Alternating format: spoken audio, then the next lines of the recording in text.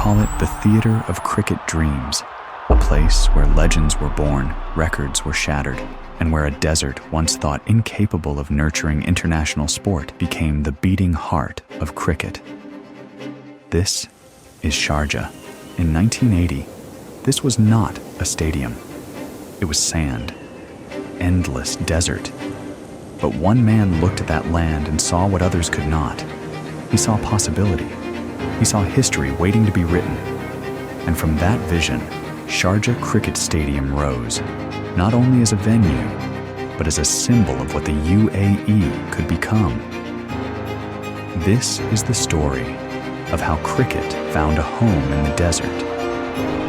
This is Beyond the Boundary, the rise of cricket in the UAE.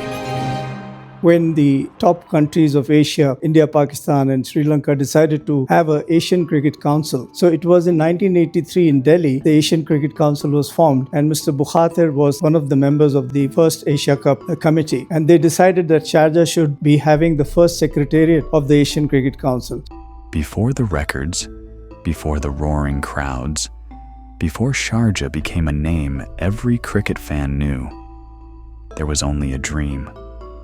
In the early 1980s, the idea of building a cricket stadium in the UAE seemed almost impossible. Cricket belonged to traditional nations: England, India, Pakistan, Australia, the West Indies. But Sharjah had something different. It had a visionary. Abdul Rahman Bukhatir believed that the UAE could become more than a desert stopover. It could become a meeting point for nations, cultures, and cricketing emotion. And for the South Asian community living in the Gulf, Sharjah became something deeply personal. It was not just a place to watch cricket. It was a place to feel connected to home. On April 6, 1984, Sharjah Cricket Stadium hosted its first official one-day international, Pakistan versus Sri Lanka, the inaugural Asia Cup. The stadium was filled with fans who had never imagined they would witness world-class cricket in the desert. The energy was raw. The emotion was real.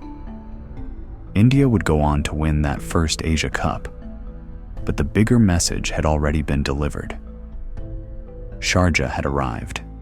Not only the first international ODI match played here, but before that we also had the CBFS series which were played from 1981 onwards. The earlier matches of CBFS and the Asia Cup, they were so exciting and closely finished, and since the expatriates are living here for long, they enjoyed the first time ever to see their international legends play here and enjoy cricket. So that's how Sharjah became the household name in the world.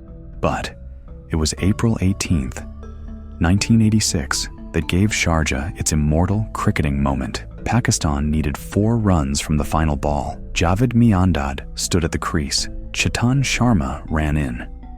And with one swing, Miandad sent the ball over mid-wicket for 6. That shot did not just win a match.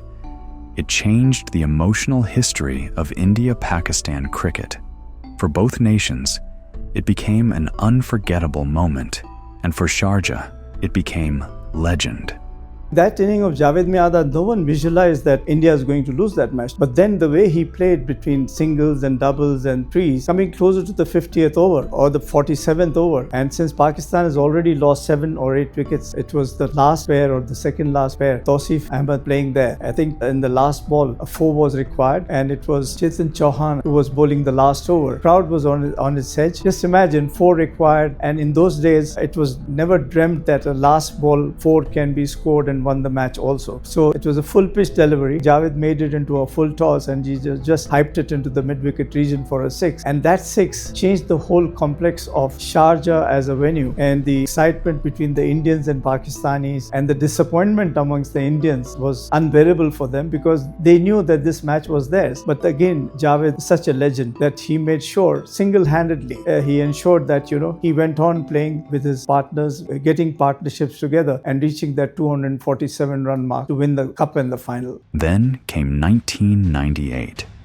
A real desert storm interrupted play during the Coca-Cola Cup. But when the storm passed, another storm arrived. Sachin Tendulkar. Against Australia, under pressure, with India's hopes hanging by a thread, Tendulkar played one of the most iconic ODI innings of his career. 143 runs. The innings became known simply as Desert Storm. And once again, Sharjah became the stage where cricket turned into mythology.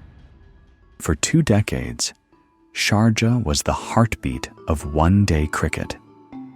Between 1984 and 2003, it hosted more than 200 ODIs, becoming the epicenter of limited overs cricket.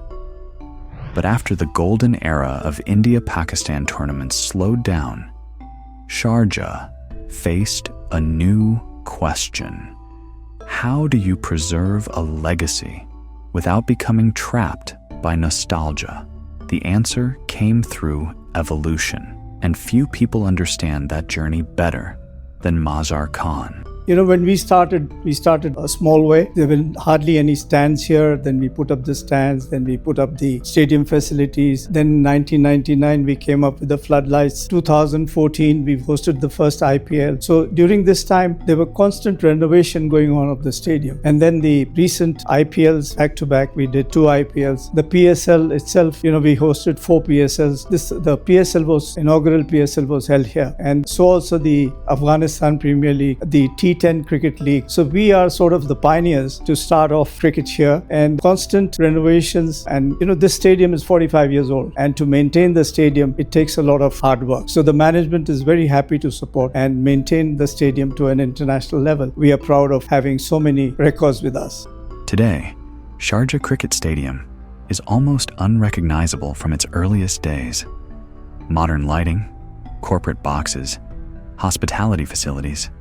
The guidance from the stadium owners, their passion, their commitment to cricket. I mean, these are the things which come to the fore when you look into the 300 ODIs. Before that, we got the Guinness Book of World Record, and today we have hosted 255 ODIs, which itself is a world record at any venue. We have hosted the maximum number of ODIs in the world, and now it's a proud honor for us to host past the 300 ODI international games. We are holding on today at 310, if I'm not mistaken. So it's indeed the sheer hard work of Mr. Bukhater and his family and the team which is connected to the stadium. Cricket as their business, so they make sure that nothing goes wrong, and we have hosted the best of matches here. And be it the Indian Cricket Board, the Pakistan Cricket Board, the Afghanistan Cricket Board, the Sri Lankan Cricket Board, all the Asian countries board, they love to come here and play at this historic ground. And mind you, this ground has a unique feature. You sit and watch the ball seam because it is so close to your eyesight. I mean, at times when you go and see the other cricket grounds in the world, sometimes you don't know, where the ball was pitched, and sometimes you just follow the ball after being hit. So, that's the beauty of this ground. And Mr. Bukhater, I think he ensured that this is a compact ground. Even a person sitting not only on the VIP area, but any part of the stadium enjoys the same benefit as sitting in the VIP area.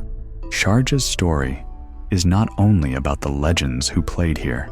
It is also about the countries that found opportunity here.